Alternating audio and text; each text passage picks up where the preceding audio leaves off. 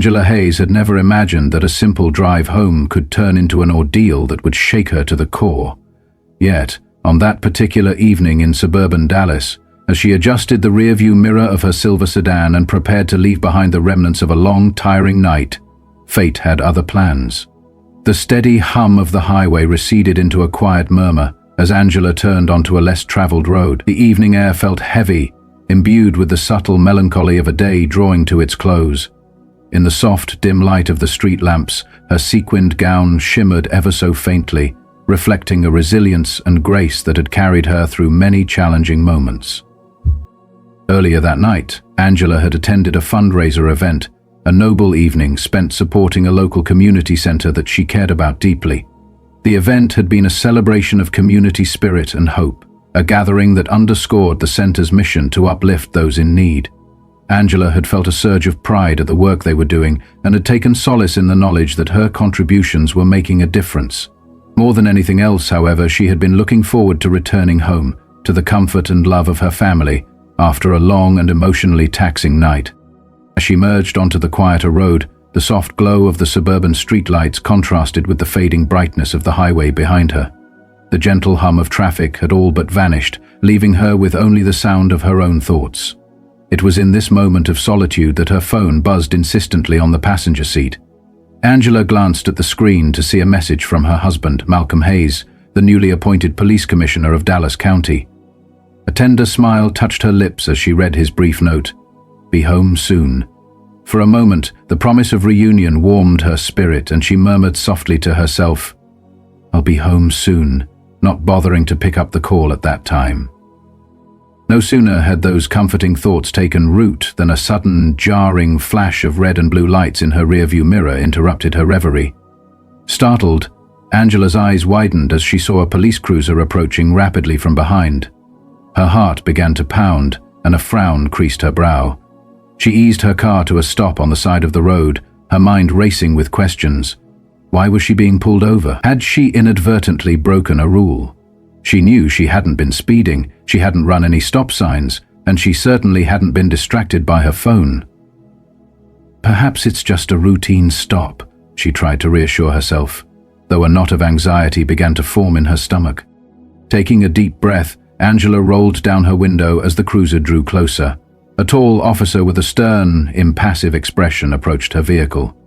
"License and registration," he said curtly, his tone leaving no room for debate. Without a hint of hesitation, Angela retrieved her documents from the glove compartment and handed them over. "Good evening, officer," she said politely, though her voice betrayed a subtle tremor. "May I ask why I'm being stopped?" The officer took a brief glance at her license before fixing her with a clipped tone. "We received a call about a vehicle matching this description, involved in suspicious activity in the area." Angela's heart skipped a beat at the mention of suspicious activity. She repeated the phrase quietly to herself, suspicious activity, trying to steady her breathing despite the growing unease. "Step out of the car, ma'am," the officer commanded sharply, his tone brooking no argument. For a moment, Angela hesitated, uncertainty flickering in her eyes as she tried to process the situation. "Excuse me," she said softly. "I'm not sure I understand." But before she could continue, the officer interrupted, his voice growing even firmer. "Step out of the car now." Almost immediately, another cruiser pulled up behind the first, and two more officers emerged, their flashlights piercing the dark night like beacons. Angela's hand trembled as she unbuckled her seatbelt and opened the door, careful to keep her hands visible, a safety measure that Malcolm had always stressed to her. "I'm complying," she said, her voice calm but resolute. "But I'd really like to know why I'm being treated this way." Her measured tone, intended to diffuse tension, seemed instead to aggravate the officers further. One officer, his face set in an expression of cold determination, began searching her car without uttering another word of explanation. He rifled through the back seat and trunk with an air of entitlement, as if convinced that her vehicle might conceal evidence of wrongdoing. The other two officers hovered close by, their eyes fixed on Angela, scrutinizing every move she made. Angela's heart pounded in her chest. She knew in her soul that she had nothing to hide. Yet, the invasive treatment and the unspoken accusation of guilt left her feeling deeply humiliated and vulnerable. Gathering her courage, Angela spoke again. "I'd like to call my husband," she stated firmly, her voice cutting through the oppressive tension like a clarion call. Almost instantly, one of the officers scoffed derisively. "You can do that after we're done here."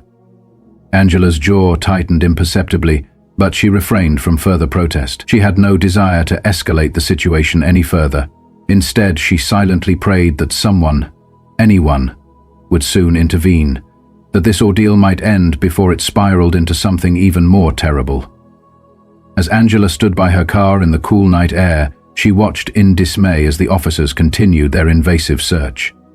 Her perfectly organized trunk, filled with boxes of brochures and event materials from the fundraiser, was being treated as though it were a crime scene. One officer, his eyes narrowing in suspicion, held up a stack of pamphlets and demanded, "What's all this for?" Maintaining her composure, Angela replied in a steady, clear voice, "I just left a fundraiser. Those are brochures for the community center we support." The officer stared at her for a long moment, his expression unreadable, before he casually tossed the stack back into the trunk without further comment. Not long after, a second officer, a younger man with a nervous energy that belied his professional uniform, approached Angela. "Ma'am, are there any weapons, drugs, or anything illegal in this vehicle?" he asked, his tone cautious. "No, officer," Angela replied, her patience beginning to wear thin. "I told you I've done nothing wrong. I'd appreciate it if you could explain why I'm being treated this way." Instead of calming, her words seemed only to further irritate them. "We're just doing our job," the older officer barked sharply, slamming the trunk shut with a force that reverberated in the silent night. Angela glanced over at her phone, which continued to buzz insistently on the passenger seat. The caller ID displayed Malcolm's name. "May I retrieve my phone to call my husband now?" she asked politely. The officers exchanged disapproving glances, and one of them replied in a tone that implied she might be a threat. No sudden movements. Angela fought the urge to roll her eyes at their baseless assumption, but complied carefully. She reached into the car to retrieve her phone, and the officers seemed almost disappointed when nothing about her behavior further confirmed their suspicions. Yet, they were far from finished. "We're running your plates and license," one officer stated, stepping away as the spotlight from a second cruiser illuminated her car in an unrelenting beam. The relentless scrutiny, the unfounded assumptions, and the complete disregard for her dignity were infuriating. Despite the humiliation and mounting anxiety, Angela kept her cool, aware that any sign of frustration might be used as a pretext to escalate the situation further. With steady fingers, she dialed Malcolm's number. The phone rang once, twice, and he picked up almost immediately. "Angela, are you okay? I've been calling you." Malcolm's voice came through, filled with both concern and the unmistakable authority of a man used to commanding respect. Before he could say much more, Angela interjected, "Malcolm, I'm pulled over by the police and they're searching my car without any cause. I need you here now." In an instant, Malcolm's tone shifted to one of determined urgency. "Where are you?" he demanded, his voice low and commanding. "I'm coming," Angela replied, her voice faltering ever so slightly as the weight of the situation pressed down upon her. "Please hurry," she whispered, her words barely audible over the quiet hum of the night. Even as she spoke with Malcolm, Angela noticed the officers watching her more intently. Their postures stiffened, and it was as if her decision to call her husband had unnerved them further. Minutes stretched into what felt like hours, each one laden with a suffocating tension. Despite the degrading treatment and the palpable humiliation, Angela stood silently by her car, her posture composed and dignified. A few passing cars slowed, their occupants craning their necks to catch a glimpse of the unfolding drama. Then, as if summoned by the intensity of the moment, the sound of a car pulling up punctuated the heavy silence. A sleek black SUV rolled to a stop nearby, and the driver's door swung open with a quiet thud. Out stepped Malcolm Hayes. His tall, commanding frame exuded authority, and his face was a study in restrained anger, tempered by measured resolve. Angela felt an immediate surge of relief mixed with apprehension. Malcolm, the newly appointed police commissioner of Dallas County, was not a man who lost his temper easily. Years of public service had taught him the value of control, even in the most heated circumstances. Without a moment's hesitation, Malcolm strode purposefully toward Angela's vehicle. He stepped out of the SUV and closed the door behind him with a definitive, resonant click that cut through the tense air. The officers glanced at him, their expressions guarded and betraying a hint of surprise at his confident approach. Dressed impeccably in a tailored suit, with his police badge clipped proudly to his belt and gleaming under the streetlights, Malcolm's presence shifted the balance of power immediately. "Good evening," he said, in a calm yet firm tone, his voice edged with authority. "I'm Malcolm Hayes, Dallas County Police Commissioner. I demand an explanation for why my wife is being detained and why her vehicle is being searched without cause." The older officer, clearly the one in charge, straightened his posture but avoided meeting Malcolm's unwavering gaze. "Sir, we are conducting an investigation. We received a report of suspicious activity involving a vehicle matching this description," he began in a tone that was more evasive than reassuring. Malcolm's jaw tightened imperceptibly. Suspicious activity in a sedan driven by a well-dressed woman coming from a charity event, he countered sharply. "You do realize you are speaking to Angela Hayes?" "My wife!" At these words, the younger officer shifted uncomfortably, glancing at his partner as if uncertain. The older officer cleared his throat and offered a weak explanation. "We were not aware of her identity, sir. We were simply following protocol." "Protocol?" Malcolm's voice rose slightly, laced with incredulity. "Since when does protocol allow you to search someone's car without their consent or probable cause? Did she give you permission to do this?" His words were measured but carried the weight of authority. A heavy silence fell, punctuated by murmurs from bystanders who had begun gathering near the scene, some holding their phones aloft to record every moment. Finally, Angela spoke, her voice steady despite the trembling of her heart. "Malcolm, they wouldn't even let me make a phone call at first. They treated me like a suspect from the moment I was pulled over." Malcolm turned his gaze to her, his expression softening momentarily before hardening again as he faced the officers. "Do you have any idea what kind of liability you're exposing this department to?" he demanded, his tone growing more forceful. "You are harassing an innocent citizen, my wife, without any justification. This isn't merely unprofessional, it is utterly unacceptable." One officer, clearly rattled, stammered, We were just doing our job, sir. We didn't mean—" Malcolm cut him off sharply. "Your actions suggest otherwise," he said, gesturing toward the increasing number of bystanders recording the scene. "These cameras will ensure that there is no spin later on. You will explain yourselves right here, right now." The officers exchanged nervous glances, clearly uncertain how to proceed under the full weight of Malcolm's authority. The older officer attempted to regain control by saying, "Commissioner Hayes, perhaps we can de-escalate the situation and discuss this matter back at the precinct." Malcolm let out a short, humorless laugh that did little to ease the tension. "De-escalate? You want to de-escalate now after humiliating my wife and violating her rights?" he retorted sharply. "No, we are addressing this here in public, exactly where you created this mess." By now the crowd had grown larger, with onlookers murmuring in disbelief and recording every moment on their phones. Angela remained by her car, her posture still composed despite the exhaustion in her eyes. "Call your supervisor now," Malcolm ordered, his voice leaving no room for dissent. The older officer hesitated briefly, then reached for his radio with a reluctant air. The tension in the air was palpable, the weight of accountability pressing down on the officers as they awaited the arrival of a superior. After what felt like an eternity, the faint crackle of the police radio broke the silence.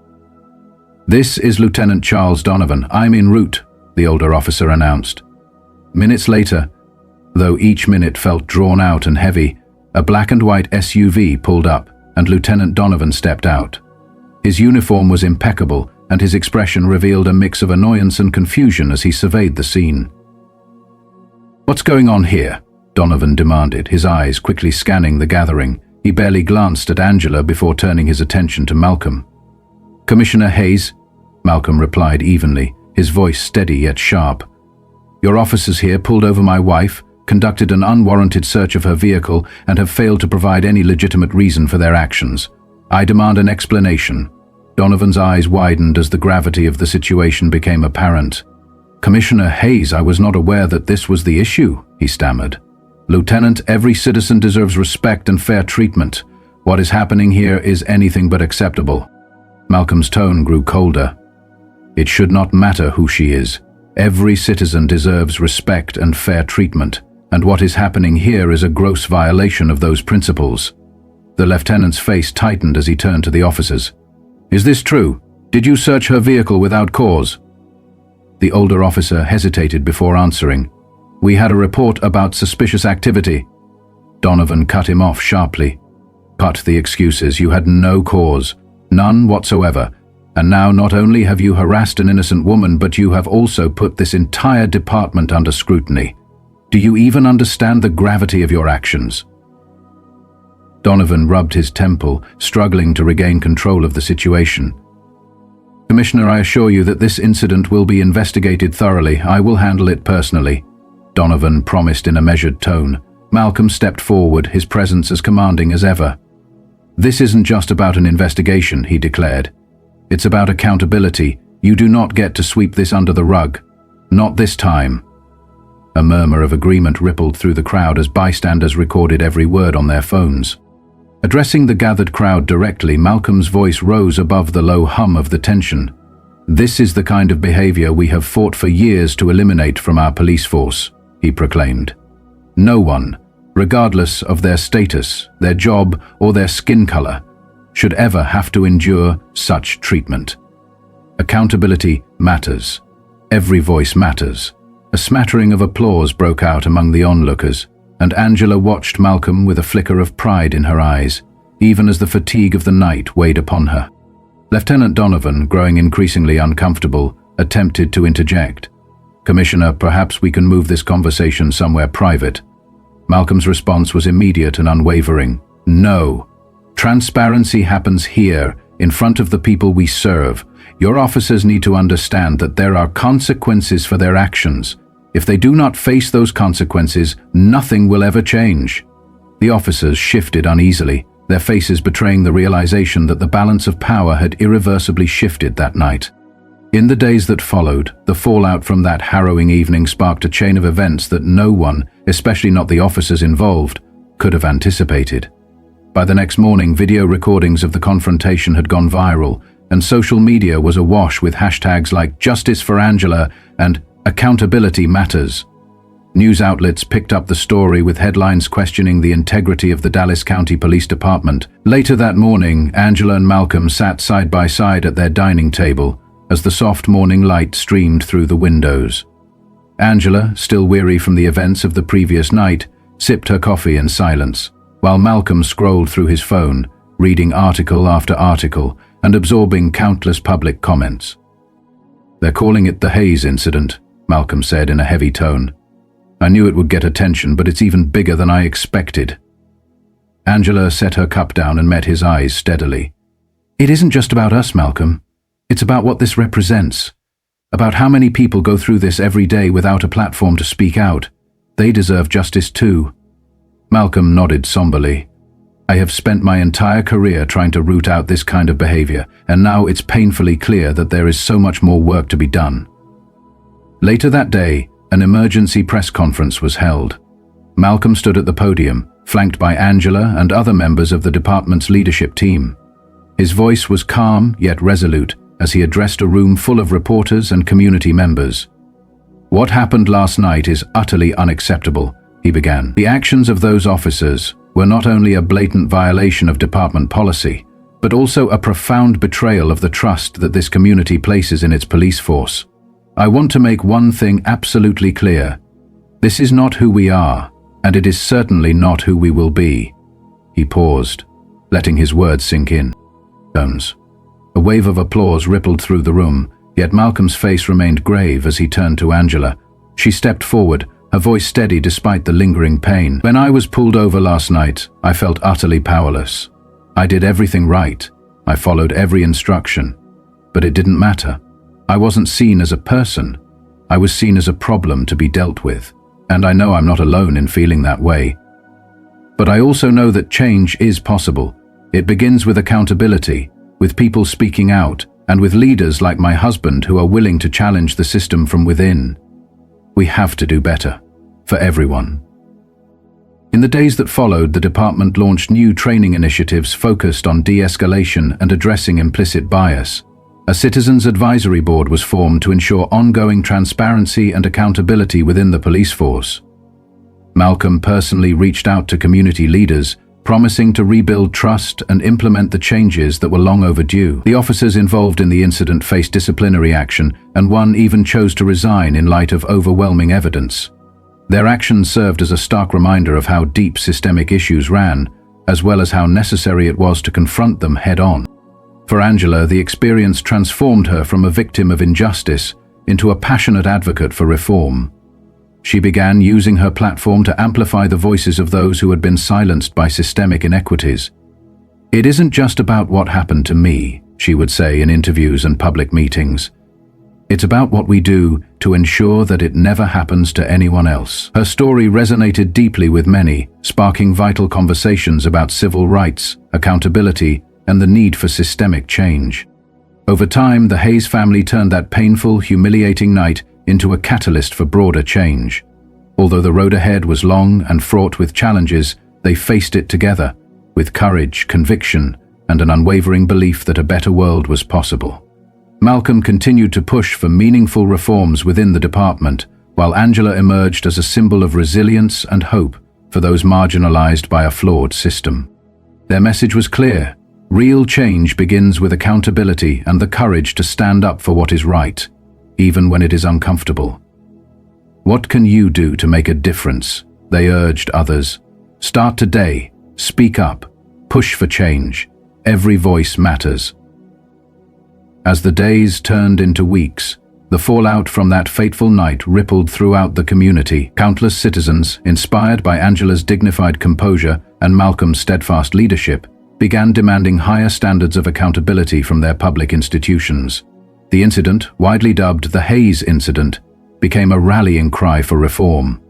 News reports, social media discussions, and community meetings all centered on the idea that no one, regardless of status, occupation, or skin color, should ever be treated with such blatant disrespect. Malcolm Hayes's press conference marked the beginning of a new chapter for the Dallas County Police Department.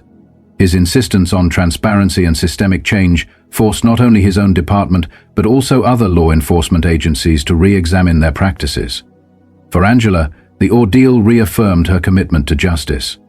She continued to share her story, not out of anger, but out of hope, believing that by challenging injustice, they could build a fairer, more compassionate society. The Hayes family's journey serves as a powerful reminder that while individual incidents of injustice can scar and humiliate, they also have the potential to spark widespread change when met with courage and determination. As Angela and Malcolm worked tirelessly to bring about reform, they also encouraged others to reflect on what it truly means to treat every citizen with dignity. Their message was simple yet profound. Accountability, transparency, and empathy are the cornerstones of a just society. In the end, the events of that terrible night did more than expose the flaws of an overzealous system. They ignited a movement in which every individual, from public officials to ordinary citizens, plays a role in ensuring that no one is ever dehumanized by those sworn to protect and serve. The Hayes family's story teaches us that true change begins not with grand gestures, but with the quiet determination to stand up for what is right, even when it means facing immense personal adversity. So ask yourself, what can you do to make a difference? Whether it's speaking out when you witness injustice, supporting reforms in your community, or simply treating everyone with the respect they deserve, your actions matter. Start today, speak up, push for change. Every voice matters, and together we can create a future where justice is not merely an ideal, but a living, breathing reality for all. In the weeks and months that followed, the impact of the Hayes incident continued to reverberate throughout the community. Local organizations began hosting town hall meetings, inviting citizens to share their experiences and concerns about police conduct and accountability. Angela, drawing on her own painful experience, became an active speaker at these meetings, urging attendees to demand better treatment from public institutions. "We must hold our law enforcement accountable," she would say. "We must ensure that every individual, regardless of how they look or what they wear, is treated with dignity and respect." Malcolm, too, took decisive action. He spearheaded reforms within the Dallas County Police Department that focused not only on retraining officers in de-escalation techniques, but also on addressing the underlying biases that led to incidents like the one Angela endured. He implemented stricter protocols for conducting searches and detentions, emphasizing the need for clear, justifiable cause before any action was taken. His efforts were met with mixed reactions, but he remained steadfast, confident that true reform would bring about lasting change. As the controversy grew, local media picked up the story. Reporters from various news outlets converged on Dallas, eager to capture every detail of the unfolding drama. The story dominated headlines and social media feeds, with citizens rallying around Angela and Malcolm, demanding justice and transparency. Public opinion shifted, and soon community leaders began calling for an independent review of the department's practices. The momentum was undeniable. For Angela, the personal toll of that night was profound, yet, amid the pain and humiliation, she discovered a renewed sense of purpose. She began to use her personal experience as a platform to advocate for systemic change, speaking at community events, engaging with local activists, and even meeting with elected officials to share her story. "I felt powerless that night," she admitted in one public forum, her voice steady but filled with emotion. "But I have learned that our voices, when united, can create a tide of change that no one can ignore." Over time, the Hayes family's commitment to justice began to bear fruit. The department introduced new training programs designed to eliminate implicit bias and improve community relations. A citizens' advisory board was established, providing a direct channel for residents to voice their concerns and hold the police accountable. Malcolm's relentless pursuit of reform, combined with Angela's impassioned advocacy, began to transform public perceptions. The once divisive incident slowly evolved into a catalyst for meaningful change. Throughout this challenging period, Angela and Malcolm found solace in each other's strength. Their home became a sanctuary, a place where they could reflect on the hardships they had endured and draw strength from their shared commitment to justice. Even as the public scrutiny intensified and the pressure to deliver results mounted, they remained united, their resolve unshaken. "We must do better," Malcolm would often say, his tone resolute. "Not just for ourselves, but for every citizen who has ever been marginalized or mistreated." Their message resonated far beyond the confines of Dallas County. Across the state, citizens began to demand greater accountability from their law enforcement agencies. Social media campaigns, community forums, and public protest erupted, all centered on the theme that every individual deserved fair and just treatment. The movement that had been sparked by that fateful night grew into a powerful call for systemic reform, one that would continue to shape policy and practice for years to come. In the end, the Hayes family's story became a beacon of hope for those who had long felt silenced by injustice. Angela's transformation from a victim of humiliation to a tireless advocate for civil rights inspired countless others to speak out against abuse and discrimination. Malcolm's unwavering commitment to accountability and transparency set a new standard for leadership within law enforcement. Together, they proved that even in the face of deep-seated prejudice and institutional indifference, change was not only possible, it was inevitable. As the months turned into years, the legacy of that night continued to influence public policy and community relations. The reforms implemented by Malcolm Hayes and his colleagues laid the groundwork for a more just and equitable system. The principles of accountability, respect, and transparency became the cornerstones of the new paradigm. A paradigm in which every citizen's rights were fiercely protected and every voice was valued. Today, the Hayes family's journey stands as a powerful reminder that the fight for justice is never truly over. It is a continuous struggle, one that requires constant vigilance and the courage to stand up for what is right, even when it is difficult or unpopular. Their story teaches us that every act of defiance against injustice, no matter how small, can ignite a spark that transforms society. It reminds us that true change begins at the individual level, with each person choosing to challenge the status quo and demand a better world. So, ask yourself, what can you do to make a difference? Whether it is speaking out when you witness injustice, supporting reforms in your community, or simply treating every person with the respect and dignity they deserve, your actions matter. Start today, speak up, push for change, because every voice matters, and together we can create a future where justice is not just an ideal, but a living, breathing reality for all. The Hayes family's story is not merely one of personal triumph over adversity, it is a call to action for every one of us.